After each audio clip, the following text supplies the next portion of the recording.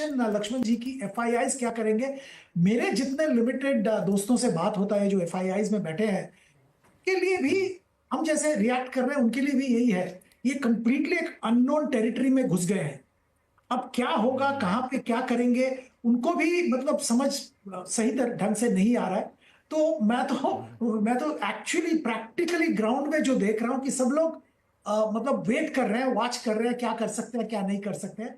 कोई long term तो छोड़िए, मीडियम टर्म वो भी छोड़िए, शॉर्ट टर्म स्ट्रेटेजी भी नहीं बना पा रहे। नहीं, लेकिन एक चीज तो मान के चल रहे हैं आप लोग, अनुराग जी आप भी ध्यान दीजिएगा कि फार्मा में आप भले ड्यूटी लगा दीजिए, लेकिन ड्यूटी लगाने की धमकी दे दीजिए, लेकिन पूरा फार्मा बना लेंगे यूएस में, ये संभव है नहीं।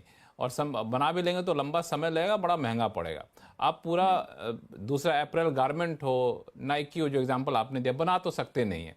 तो बजाय कि इस तरह के एक तरफा हथियार चलाने के, आपके पास बहुत सारे प्लेटफॉर्म होते हैं। बायलैटरल ट्रेड एग्रीमेंट करिए, एक देश से बात करिए। और यूएस तो इतनी बड़ी कंट्री है, उसकी बातों को अनसुना तो कर नहीं सकता। एक बार बोलेंगे कि आप इधर कर दिए, नहीं तो हम यहाँ ये काम करने जा रहे हैं, अपने आप सब कर लेंगे। भारत ने तो बजट में पहले ही ड्यूटी घटा दी।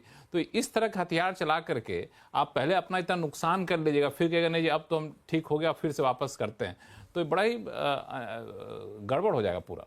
क्यों?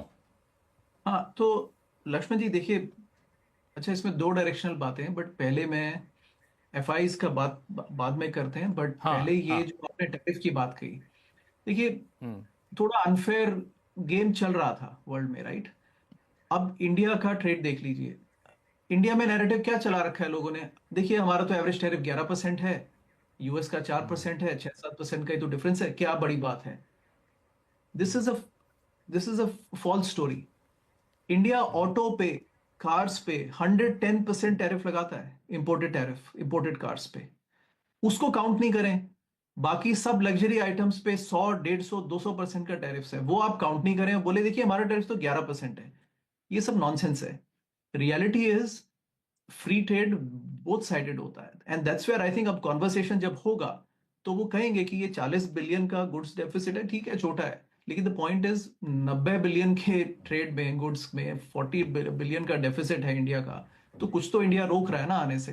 तो आई थिंक वो एक गोल है जो आप सब अचीव कर लेंगे, राइट? क्योंकि उसमें छोटी इकोनॉमीज को नुकसान ही होने वाला है अगर वो नहीं करते हैं तो। और वो पहले कोई इग्नोर करता था, अब ये इग्नोर करने को तैयार नहीं है, राइट? तो पहला तो ये मैं बता दूं, बिकॉज ये जनरली इसका डिस्कशन कम होता है इंडिया में। वो बोलते हैं देखिए हमारा तो फेयर है, पता नहीं वो क्यों गलत लगाया है 36-25%। मैंने हर जगह सुन लिया ये सब, ये you know this is this kind of this is a very false narrative, right? तो इंडिया पे 26% ठीक लगा है, आप देखिए उसके जाकर के टैरिफ, और बहुत सारे लोग साथ फिर में जब टैरिफ कैलकुलेशन हाँ। करिएगा ना अनुराग जी, तो थोड़ा सा ये भी कैलकुलेट करिएगा कि हमारे से रॉयल्टी के तौर पे कितना कुछ ले जाते हैं, वो भी तो आपकी आमदनी सर है। दो सिर्फ सर ड्यूटी दो ड्यूटी हाँ, देखेंगे मैं ना। नहीं नहीं, मैं बता देता हूँ 33 बिलियन का सर्विसेज एक्सपोर्ट्स करता है इंडिया। उसमें हमारे बीपीओ, आईटी, टेक्नोलॉजी कंपनी सब आती हैं। यूएस करता है 24 बिलियन का सर्विसेज एक्सपोर्ट्स इंडिया को। उस 24 बिलियन में 2 बिलियन की रॉयल्टी है, और 12 बिलियन का यूएस ट्रैवल है इंडिया से लोगों का। तो अगर उसको नापेंगे तो लक्ष्मण जी फिर उसमें फिर बात फिर गहरी हो जाएगी। I am telling you. बात करें, ठीक है, चलिए इसमें हम लोग हाँ नहीं तो जाएंगे क्योंकि हम मतलब, लोग फिर हाँ मुद्दे हाँ, से भटक तो जाएंगे। अब मुद्दा मैं ये है सिर्फ वही मेन कह रहा कि हूँ। नहीं नहीं, एफआईज क्या करेगा। मैं सिर्फ मुद्दा इतना रख रहा हूँ कि वो फॉल्स नैरेटिव चलाने की जरूरत नहीं है कि 26% उन्होंने बेमतलब में लगा दिया। India is notoriously high tariff country, सबको पता है, किसको नहीं पता, ये एवरीबडी नोज दिस, राइट? तो वो बैलेंस करना पड़ेगा, थोड़ा गिव अवे है वो देना पड़ेगा, right? That's why it's, Manish ji ने कहा कि ये इमर्जिंग कंट्रीज के लिए नुकसान है इसमें। एफआईज का सिंपल देखिए इक्वेशन नहीं पता, लेकिन एफआईज के लिए बड़ा मेजर डिसीजन पॉइंट है। जैसा जो मनीष जी ने कहा कि यूएस डॉलर वीकन होता है, स्ट्रेंथन होता है। अभी तो वीकन इसलिए हो रहा है because people are saying that economy recession में चली जाएगी, तो वीकन हो जाएगा, राइट?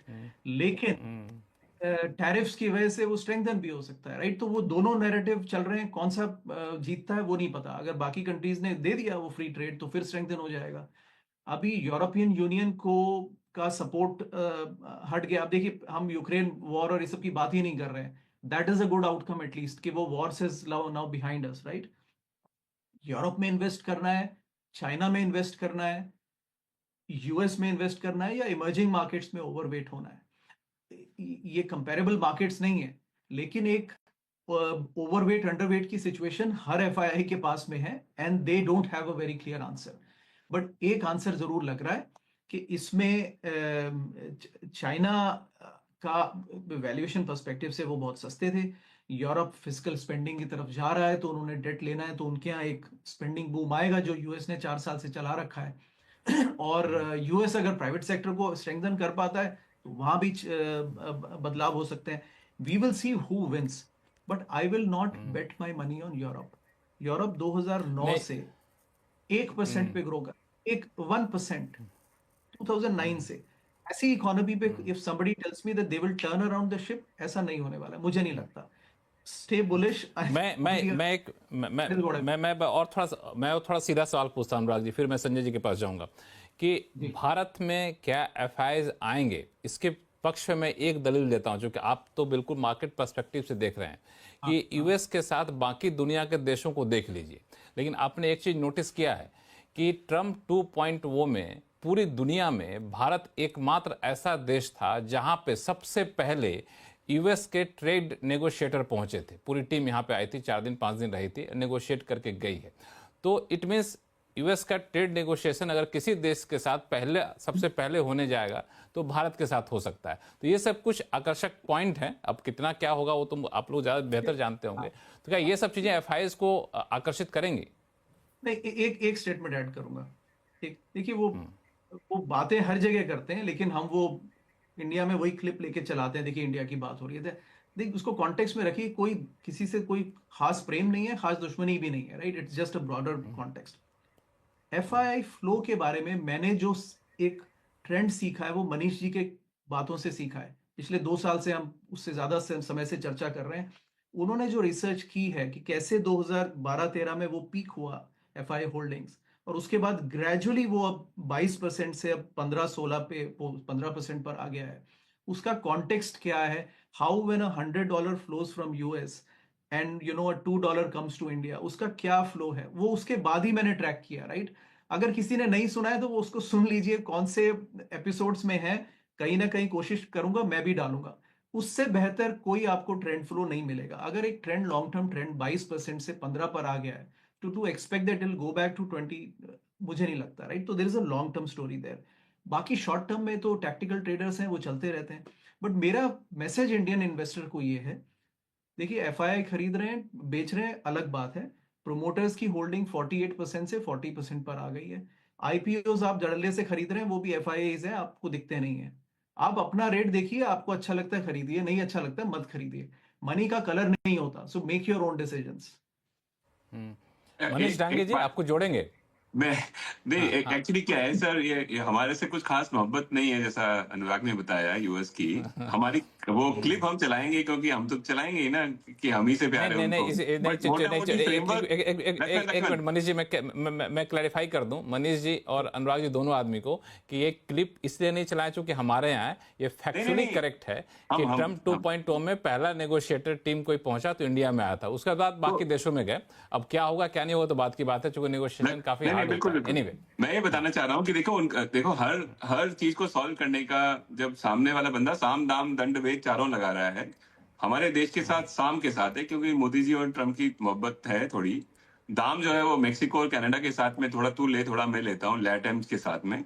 दंड जो है वो ऑफ कोर्स आप को सॉर्ट ऑफ चाइना के साथ करना चाह रहे हैं, वो 50% टैरिफ कर दिया। और भेद जो है वो यूरोप के साथ करना चाह रहे हैं कि तुम हमारे साथ नहीं रहोगे तो हम रशिया के साथ हो जाएंगे। तो वो साम दाम दंड भेद चारों जो चाणक्य जी ने समझाया है, वो चारों डिस्प्ले है अभी। तो हम साम के पार्ट हैं, वो अच्छी बात है, लेकिन ऑब्जेक्टिव सेम ही है कि आपसे निकलवाना है, आपका टैरिफ कम करवाना है ना? तो तो लेकिन उसमें बहुत बड़ा फर्क नहीं है। और कई बार क्या होता है ना कि मोहब्बत से ज्यादा डर लगना चाहिए दुश्मनी से। बिल्कुल